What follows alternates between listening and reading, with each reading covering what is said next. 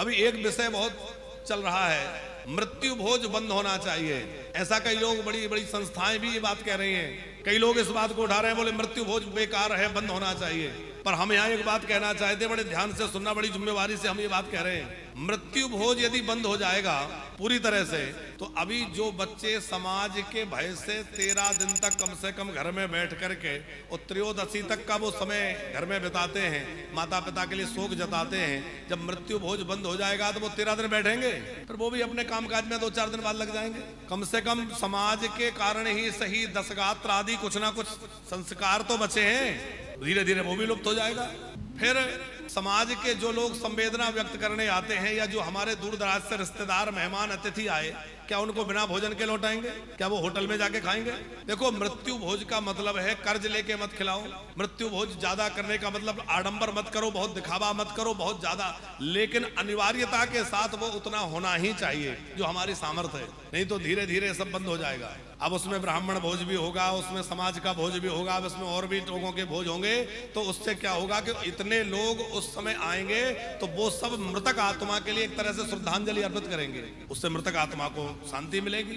और दूसरा ये होगा कि इतने लोगों के पेट में अन्न जाएगा तो एक श्राद्ध उसका संपन्न हो जाएगा।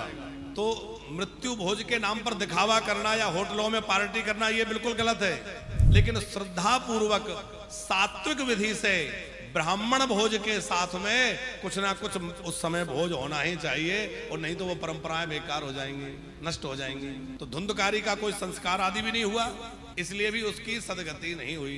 गोकर्ण जी महाराज ने अपने भाई धुंधकारी के निमित्त भागवत ज्ञान यज्ञ किया, और जैसे ही भागवत सुनाने लगे तो वह प्रेत बना हुआ धुंधकारी कथा सुनने आया।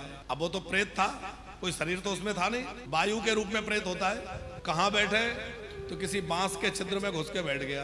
एक दिन की कथा हुई, बांस की एक गठान फट गई, दूसरे दिन दूसरी फट गई, तीसरे दिन तीसरी, 7 दिनों की कथा से बांस की 7 गठानें फट गई। और दिव्य देहधारी एक सुंदर पुरुष उसमें से प्रकट हुआ, जो पीतांबर पहने हैं, जिसके 4 भुजाएं हैं, जो शंख चक्र धारण किए हुए है, बड़ा सुंदर स्वरूप है। गोकर्ण जी चक्कर में पड़ गए, ये कौन आ गए? कहीं भगवान आ गए कि भगवान के पार्षद आ गए? बोले नहीं नहीं, मैं धुंधकारी हूं। अरे तुम तो प्रेत बने थे। बोले मैं तो प्रेत बन के बड़े दुख पा रहा था, पर ये भागवत कथा का प्रभाव है कि 7 दिन की कथा सुनने से मेरा प्रेतत्व छूट गया और मुझे भगवान के पार्षदों के समान शरीर प्राप्त हो गया।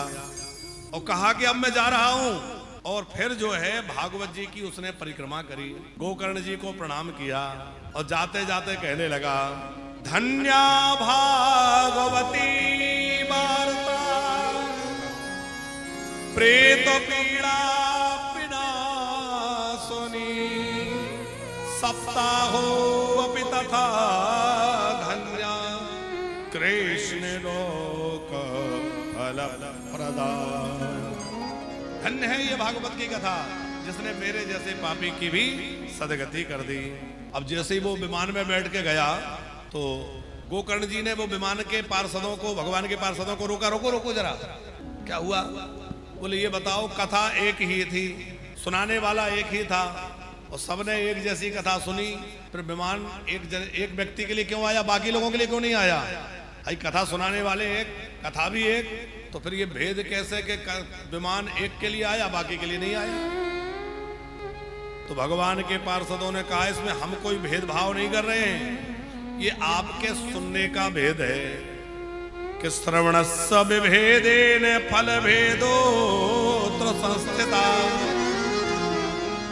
ये कथा सुनने का अलग अलग लोगों का तरीका होता है।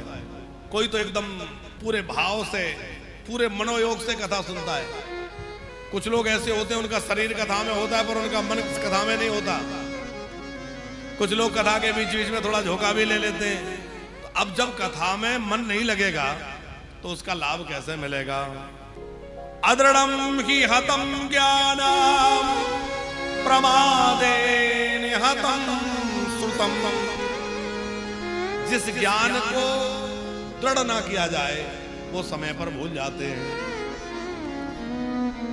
कथा यदि आपने आलस्य में सुनी तो आलस्य में जो सुना जाता है वह भी व्यर्थ चला जाता है, उसका लाभ नहीं मिल पाता है।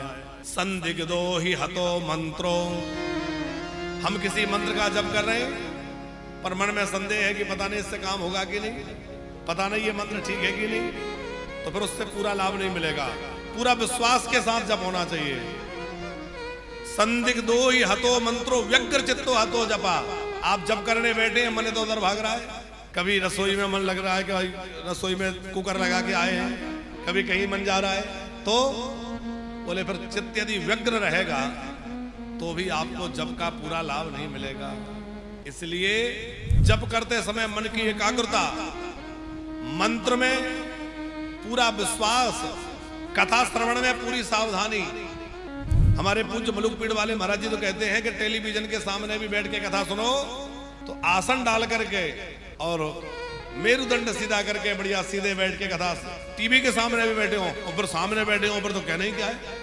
यदि मान लो दूर से भी सुन रहा है कोई, टीवी में सुन रहा है, मोबाइल में सुन रहा है, पर वहां भी वो ध्यान लगा के सुन रहा है, एकाग्रता के साथ नाम स्मरण करते हुए, तो वही फल मिलेगा जो सामने बैठ के मिलता है। और सामने बैठने वाले का भी मन इधर उधर भाग रहा है तो उसको फल नहीं मिल पाएगा। फिर जो है गोकर्ण जी ने दोबारा कथा की, सब लोगों ने बड़े सावधानी से सुनी।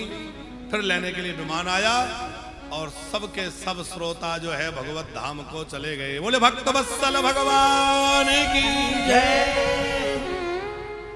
तो यह कथा ऐसी है जिससे धुंधकारी जैसा पापी भी भगवान के धाम को चला गया। तो हम लोग भी निश्चित धाम को चले जाएंगे, भगवान को प्राप्त कर लेंगे। तो ये भागवत कथा जो है ये उपदेश नहीं है, ये उपचार है, ये दवा है। कौन से रोग की दवा है? भवरोग की। हम सबको भवरोग लगा हुआ है। भवरोग माने आने जाने का रोग। बार बार जन्म होता है, बार बार मर जाते हैं, फिर बार बार जन्म होता है, फिर मर जाते हैं। तो ये आने जाने के चक्र से कौन छुड़ाएगा? बोले भागवत ऐसी संजीवनी विद्या है जो हमारे आने जाने के चक्र से हमें छुड़ा देगी।